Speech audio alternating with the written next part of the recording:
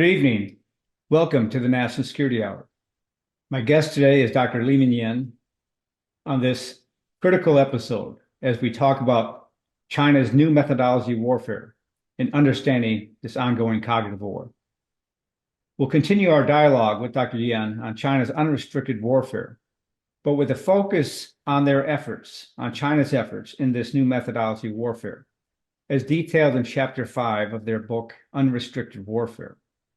Before I introduce Dr. Yan, let me remind our listeners that our discussions are part of an ongoing series we have to try to provide a strategic perspective, assessments, analysis, and insights to give our audience a deeper understanding of the importance of unrestricted warfare and how the CCP, Communist Party of China, uses ideology, religion, and issues as the ways to fulfill their strategy to subvert freedom in America. I engage weekly on her weekly program, The Voice of Dr. Yan, and she engages with me here on the National Security Hour. Both of our programs can be found at AmericaOutloud.news Talk Radio Network. Now, last year, Dr. Yan, we covered a lot of ground related to China and cognitive war.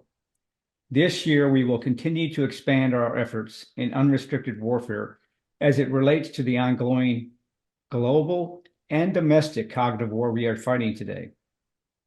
We'll look at Chapter 5 here, the new methodology war games, because I think for our listeners, it'll be very surprising as we discuss this as to what they're seeing happen on our southern border and across the world as related to what China is doing in fulfillment of this unrestricted warfare capabilities.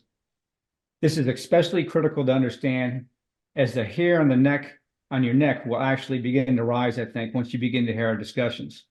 So today, Dr. Yan and I will focus on three broad questions in discussing the theory put forth in unrestricted warfare and its actual application, which I contend our national security apparatus is missing totally or near totally.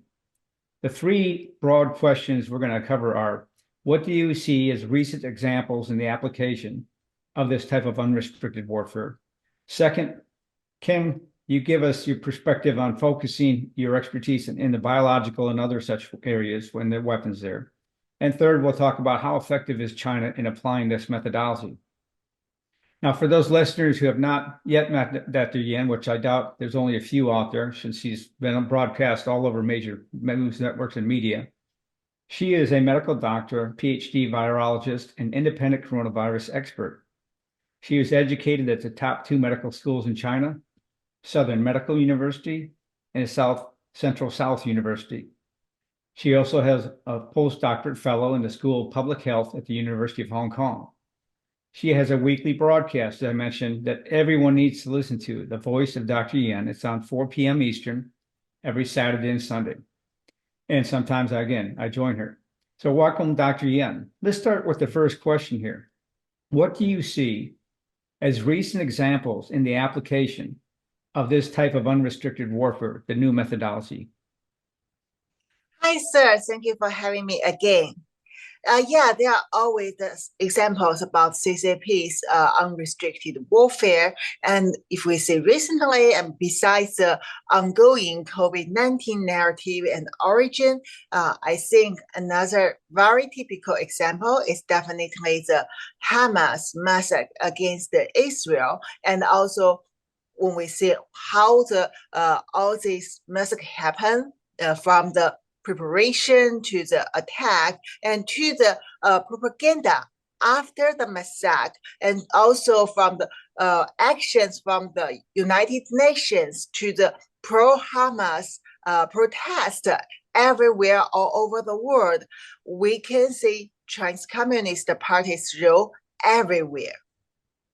No, it's very true. So when I look at the actual chapter, and there's some key segments I'll pull out of that book. For example, in that new methodology warfare, they say this has objectively accelerated the occurrence of non-military wars.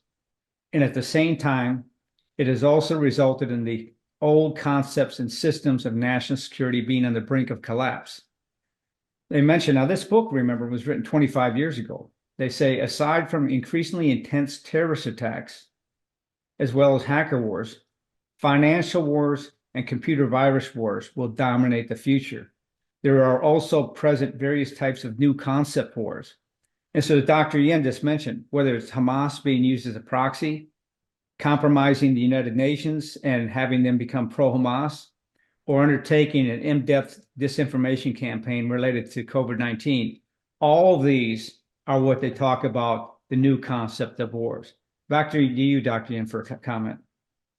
So, sir, we have read through this unrestricted warfare, this chapter 5, and I don't think our audience would read it. I mean, many of our audience would read it, but definitely you would remember that in this chapter, they have take example, not a specific example, but they said when they talk about terrorism, they said there are traditional, old types terrorism, and also there are the new types, like they said Bin Laden, 911, and this kind of things are kind of new type. And also they even describe how at that time it was just after the 911 happened, early 2000, how they think about the new type of terrorism could be applied into the unrestricted warfare and cause the wider, more terrible loss.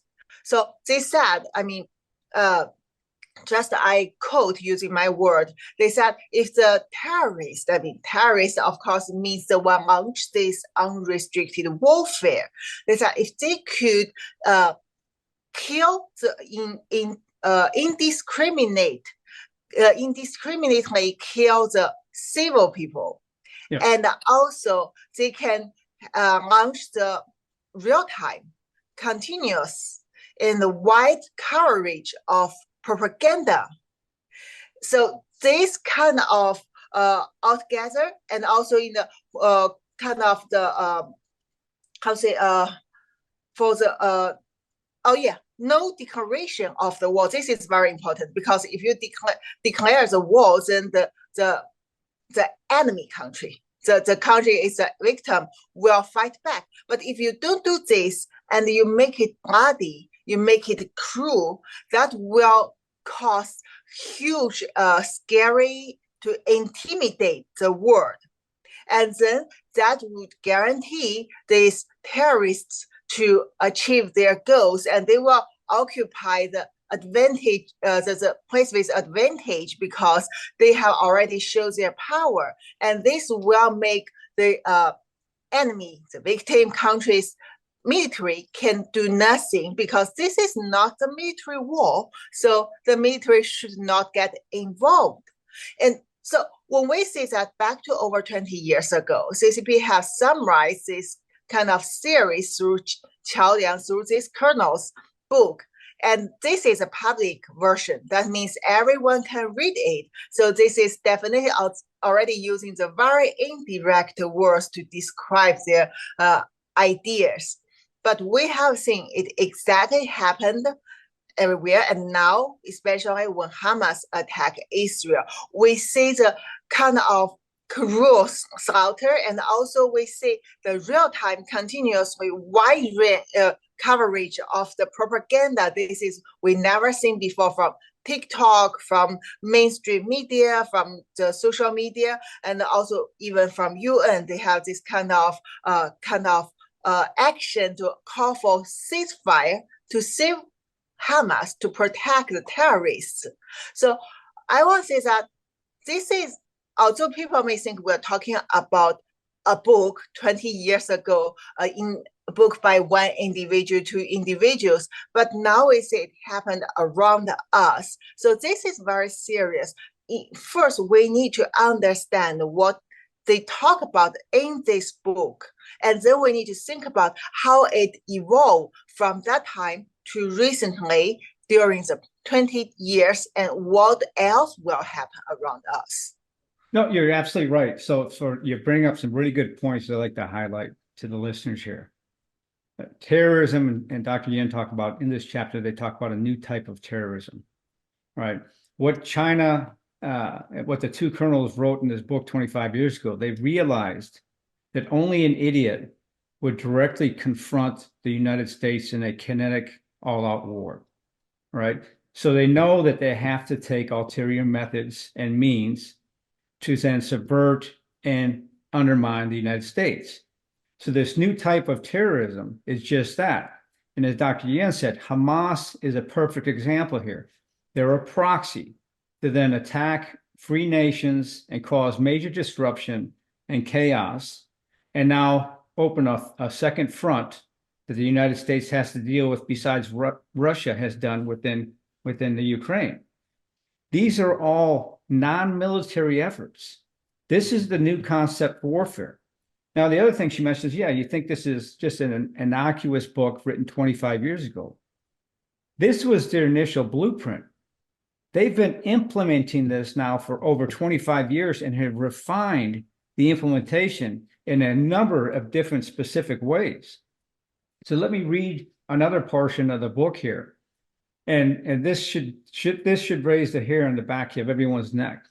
They say on page 145, however, by using the combination method, meaning new method warfare, a completely different scenario and game can occur.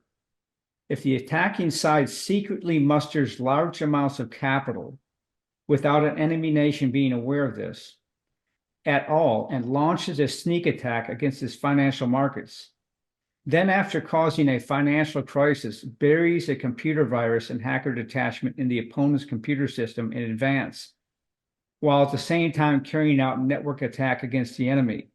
So that, now listen to this, so that civilian electricity network, traffic dispatching networks, financial transaction networks, telephone communication networks, and mass media networks are completely paralyzed. This will cause the enemy nation to fall into social panic, street riots, and political crisis. Now, just think about for that minute. This is 25 years ago. Now, what has China been doing in this new methodology warfare? They've been implanting things in our infrastructure. They've been surveilling us with balloons. They use the TikTok, they use the DNA data. And now, thanks to the Biden administration, the compromised Manchurian president, they now have 40,000 Chinese military-age men in the United States. Okay, that's 800 for each state of the Union.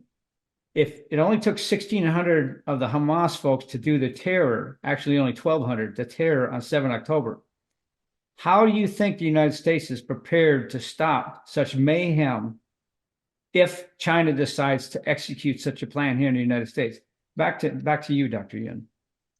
So yes, this is something quite concerning. So we know that the border is kind of open, and we know China continuously sends the military age and military trained Chinese people through the border, and they're male, majority male, but also they're female, and even they carry their case, or maybe not their case, to show that they are the family or others. In Americans usually won't feel suspicious about that. And I know they want to provide everything to make the family gathering in a nice style, but China is using your kindness, and China know how to use your kindness. I don't mean all these people are trained, but definitely we know there are thousands, tens of thousands, and we know China's plan to supply more than tens of thousands people to the United States to operate.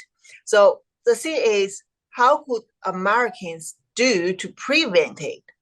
I think first of all is Americans, at least quite a big portion of Americans are aware of this.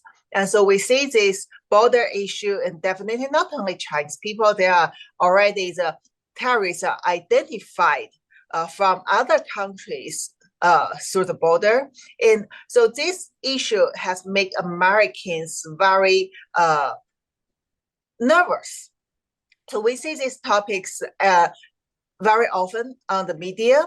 And we need to know that America never totally banned the illegal migrants through the border. So that means you don't have a perfect method to solve this problem.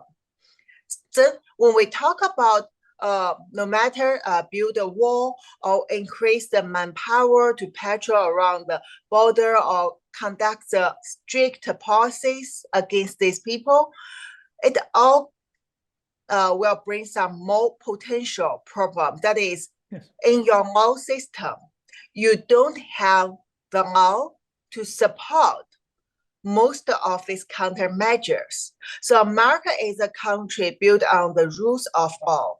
You need to maintain this. This is a fundamental thing for American system. And if you just bring a lot of launch the new bills and temporarily to stop it, it will cause other potential problems. There will be the lawsuits. And once these people, especially let's talk about how China and Russia, these people, they are now trained to fight against you through the lawfares, as they described in the unrestricted warfare. So once they use the tool of Americans' law to defeat their rights to enter the United States, the things will get much, much worse.